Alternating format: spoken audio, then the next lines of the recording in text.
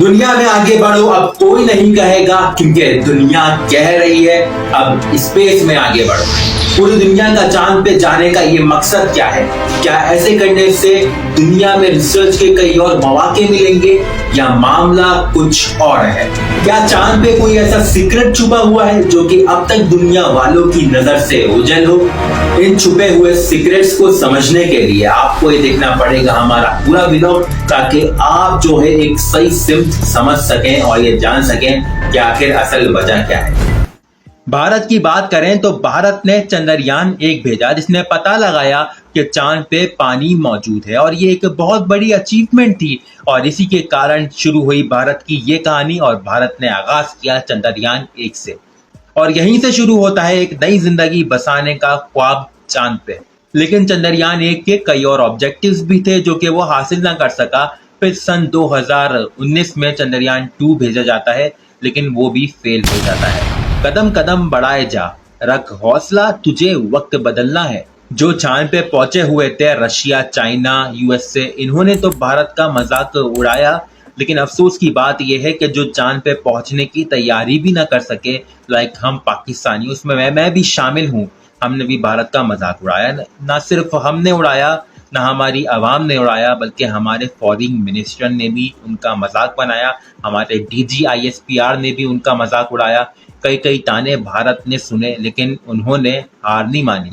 एक इंसानी अलमिया है कि जब आपके कॉम्पिटिटर्स या आपके दुश्मन आपकी कामयाबी पे या आपकी हार पे हंसना शुरू कर दें, तो समझ लो आपकी जीत का सफर यहीं से शुरू हो जाता है। और भारत के साथ भी कुछ ऐसा ही हुआ, जो कि चंद्रयान-3 के शक्ल में था। और भारत उस जगह जा पहुंचा जहां अब तक कोई न जा पाया और जहां पानी मिलने के शदीद इम्कानात हैं, यानी कि south pole of the moon. इस बीच रशिया भी कोशिश करता है, वो अपने ल्यूनर को भेजता है, बाद में चंद्रयान के बाद वो रिलीज तो करता है, लेकिन जल्दबाजी के कारण वो भी पीछे रह जाता है और क्रैश हो जाता है, उसके सिग्नल भी मिस हो जाते हैं। तो यहाँ रशिया को मिलती है हार, लेकिन भारत अपना ये ऑपरेशन कामयाबी और सफलता के साथ पूरा करता है और ठीक 2019 के बाद 4 साल बाद 2023 में अपना मिशन पास करता है और दुनिया को हैरान करता है अपनी इस लेस टेक्नोलॉजी के जरिए वो चांद पे पहुंच जाता है। क्योंकि चंद्रयान-3 में सोलर पैनल्स लगाए गए हैं, जिससे कई प्रोसेस कंटिन्यू है और ये मान के चला जा रहा है कि अगर रात होती है तो वहाँ सर्दी भी बढ़ जाएगी और हो सकता है जो उनका चंद्रयान-3 है वहाँ पे कोई टेक्निकल खराबी आ गई तो फिर बहुत ज़्यादा मसले की बात हो सकती है। और कुछ इन्फॉर्मेशन जिनको दुनिया में ला के रीचेक करा जाना है, जिन पर रिसर्च होगी, फिर हो सकता है वो ना आ पाए। तो कुछ सेफ साइड रखा गया है, कुछ प्रोटोकॉल्स हैं जिनको देख के चला जा रहा है।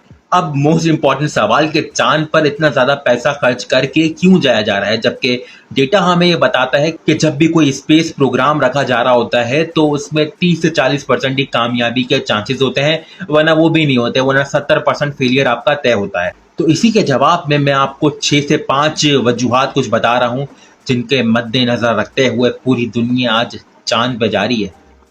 एक वजह तो ये कि आप साइंटिफिक रिसर्च में, टेक्नोलॉजी के मैदान में आप दुनिया में बहुत आगे हो जाएंगे। आपके रॉकेट्स, आपकी साइंटिफिक इजादात बहुत ज़्यादा दुनिया में बिकेंगी और उनका दुनिया में एक अलग लेवल होगा, यानी कि एक स्पेशल धाक दुनिया में बिठा सकेंगे आप। ये तो सिर्फ आपका दुनिया का फ़ायदा है, लेकिन मज़ीद एडवांटेजेस इसके स्पेस को लेकर भी हैं। इंसान ये मानता है अगर पानी चांद पे मिल जाता है तो एक नई जिंदगी का आगाज वहीं से होगा और पानी को ही हाइड्रोजन और ऑक्सीजन में बदल कर आप क्वालिटी फ्यूल पैदा करेंगे और ऐसे इंसानों की हो जाएगी बल्ले बल्ले।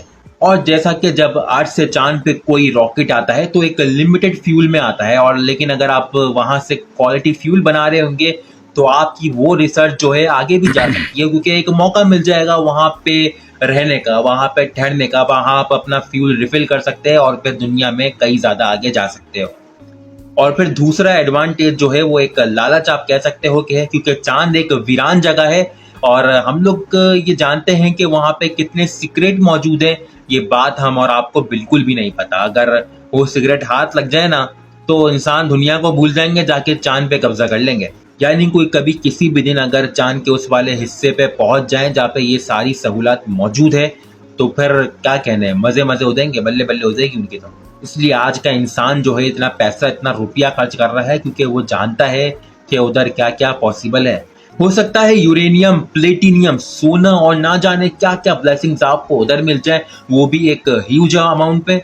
तो ऐसे तो आप दुनिया को भूल जाओगे, आपको दुनिया छोटी लगने लगेगी चांद के आगे। ऐसे ही तो नहीं, चांद को जान कहा गया है।